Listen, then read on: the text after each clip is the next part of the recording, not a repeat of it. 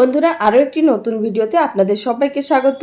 আজ আমি আপনাদের তৈরি করে দেখাবো একটি দুর্দান্ত স্বাদের আচারের রেসিপি। একটি সিক্রেট মশলা দিয়ে এই আচারটি তৈরি করব, যেটা কি এই আচারের স্বাদ দ্বিগুণ বাড়িয়ে দেবে। আপনারা তো অনেক ধরনের আচার তৈরি করে খেয়েছেন। বন্ধুরা, আমার কথা মতো একবার হলেও এই আচার তৈরি করে দেখুন, আশা করছি আপনারা নিরাশ হবেন না। তাহলে চলুন শুরু করা যাক আজকের এই ভিডিওটি।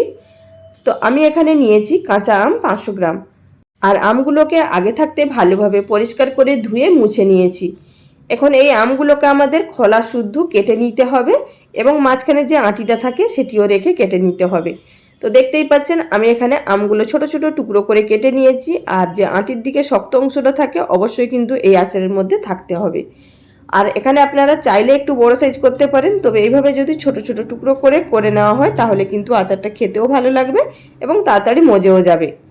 এখন এই আমের টুকরোগুলোর মধ্যে দিয়ে দিলাম 1.5 টেবিল চামচ পরিমাণ নুন, আর দিয়ে দিচ্ছি এর মধ্যে 1 টেবিল চামচ পরিমাণ হলুদের গুঁড়ো। এবার আমাদের এই নুন হলুদ দিয়ে দেওয়ার পর খুব ভালোভাবে মেখে নিতে হবে, যাতে প্রত্যেকটা আমের গায়ের মধ্যে নুন হলুদটা ভালোভাবে মিশে যায়। আর অবশ্যই কিন্তু মাখার আগে হাতটাকে ভালোভাবে পরিষ্কার করে ধুয়ে মুছে নেবেন, যাতে হাতের মধ্যে কোনো রকমভাবে জল না থাকে।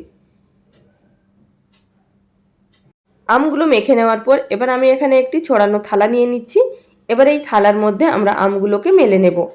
তো আমি এখানে আমগুলোকে ঢাকা দিয়ে জল বার করলাম না, আর এইভাবেই আমের থেকে যে জলটা বেরোবে সেটি কিন্তু রোদেই শুকিয়ে যাবে। আমি এখানে পুরো গোটা একদিন রোদের মধ্যে দিয়ে রাখবো, আর যদি রোদ কম থাকে সেক্ষেত্রে আপনারা দুদিনও দিতে পারেন। তবে কিন্তু আমগুলো মোট আমাদের শুকিয়ে নিতে হবে ভালোভাবে। তারই মাঝখানে আমি এখানে একটি মশলা তৈরি করে নেব। তার জন্য এখানে 10 থেকে 15টা শুকনো লঙ্কা দিয়েছি। আচারের মধ্যে আমি একটু ঝাল বেশি পছন্দ করি, তাই এখানে লঙ্কার পরিমাণটা বেশিই দিলাম। আপনারা যদি চান লঙ্কার পরিমাণটা কমিয়ে নিতে পারেন। এখন এই লঙ্কাগুলোকে লো ফ্লেমে নাড়াচাড়া করে ভালোভাবে মুচমুচে করে ভেজে নিলাম। এখন কিন্তু গ্যাসের ফ্লেম বন্ধ আছে। এবার আমি এর মধ্যে দিয়ে দিলাম 2 টেবিল চামচ পরিমাণ মৌরি। অবশ্যই এখানে সমস্ত উপকরণগুলো কাঁচা ব্যবহার করতে হবে, ভাজা যাবে না। দিয়ে দিলাম 1 টিস্পুন পরিমাণ গোটা ধনে। জিরে আর ধনেটা আমি একটু নাড়াচাড়া করে নিলাম, যেহেতু কড়াটা এখন গরম আছে। আমি এখানে সমস্ত মশলাগুলোই গরম কড়ার মধ্যে ভেজে নেব। এর উদ্দেশ্য হচ্ছে মশলাটাকে শুধু গরম করব। আমি এখানে কিন্তু মশলাটা ভাজবো না, কাঁচা মশলাই ব্যবহার করব। আপনারা চাইলে এখানে রোদে দিয়েও শুকিয়ে নিতে পারেন। দিয়ে দিলাম 1 টেবিল চামচ পরিমাণ গোটা জিরে। আর এই মশলাগুলো কেন কাঁচা ব্যবহার করব সেটাও আপনাদের পরে দেখিয়ে দেব। এখন এর মধ্যে দিলাম 2 টেবিল চামচ পরিমাণ হলুদ সরষে, 2 টেবিল চামচ পরিমাণ কালো সরষে, আর দিলাম 1 টেবিল চামচ পরিমাণ পাঁচফোড়ন। আপনারা এই সমস্ত মশলাগুলো এই আচারে অবশ্যই ব্যবহার করবেন, এতে করে এই আচারের টেস্ট সম্পূর্ণ অন্যরকম হয়ে থাকে। আবার এই গরম কড়াইয়ের মধ্যে সমস্ত মশলাগুলো শুধু সেঁকে নিলাম। এবার এটিকে নামিয়ে গুঁড়ো করে নেব। ঠান্ডা করার কোনো প্রয়োজন নেই, মশলাগুলো তো এমনি ঠান্ডা আছে, শুধুমাত্র এখানে সেঁকা হয়ে গেছে। তবে কিন্তু লঙ্কাগুলো দেওয়ার আগে লঙ্কার মোটাটা ছাড়িয়ে নেবেন। এবার যে আমরা আমগুলোকে রোদে শুকিয়েছিলাম সেই আমগুলো কিন্তু সম্পূর্ণ শুকিয়ে গেছে। তবে কিন্তু শুকিয়ে আবার আমচি করা যাবে না, তা না হলে কিন্তু আচারটা খটখটে হয়ে যাবে, মানে শক্ত শক্ত হয়ে যাবে, আচারটা কিন্তু পরে গলবে না। সুতরাং এইভাবেই আমাদেরকে শুকিয়ে নিতে হবে। এবার আমরা যে মশলাটা তৈরি করে রেখেছিলাম সেটিকে গুঁড়ো করে নিয়েছি, আর এইভাবেই একটু দানা ভাব রেখে গুঁড়োটা অবশ্যই করবেন। এবার চলে এসেছি আচারটা তৈরি করার পদ্ধতিতে। গ্যাস ওভেনের উপরে একটি কড়াই বসিয়ে প্রথমে আমি এর মধ্যে দিয়ে দেব 1 কাপ পরিমাণ তেল। তো এখানে আপনারা যদি চায়ের কাপ মেপে নিতে চান, মানে রেগুলার যে আমরা ছোট চায়ের কাপ ব্যবহার করি সেখানে 2 কাপ অবশ্যই নেবেন। এবার এর মধ্যে দিয়ে দিলাম 1 টেবিল চামচ পরিমাণ পাঁচফোড়ন, দিয়ে দিলাম 4 থেকে 5টা শুকনো লঙ্কা। এবার এই ফোড়নগুলোকে কয়েক সেকেন্ডের জন্য নাড়াচাড়া করে নেব। এই গরম তেলের মধ্যে পাঁচফোড়নটা দেওয়ার কারণে পাঁচফোড়নের যে একটা সুন্দর গন্ধ এই তেলের মধ্যে কিন্তু মিশে যাবে। এরপর আমি এর মধ্যে দিয়ে দিলাম 2 টেবিল চামচ পরিমাণ নুন। এখানে আমি যা যা মশলা ব্যবহার করব এই গরম তেলের মধ্যে দিলে কিন্তু জলীয় ভাবটা কেটে যাবে। দিলাম এখানে 2 টেবিল চামচ পরিমাণ চিনি। এই আচারটা হালকা একটু মিষ্টি ভাব আসবে, তবে কিন্তু খুব বেশি কটকটে মিষ্টি হবে না। এবার দিলাম 2 টেবিল চামচ পরিমাণ হলুদের গুঁড়ো, আর এখানে দিয়ে দিচ্ছি 1.5 টেবিল চামচ পরিমাণ কাশ্মীরি লঙ্কার গুঁড়ো। এটি আমি এখানে কালারের জন্য ব্যবহার করলাম, আপনারা চাইলে এখানে অবশ্যই দিতে পারেন বা নাও দিতে পারেন।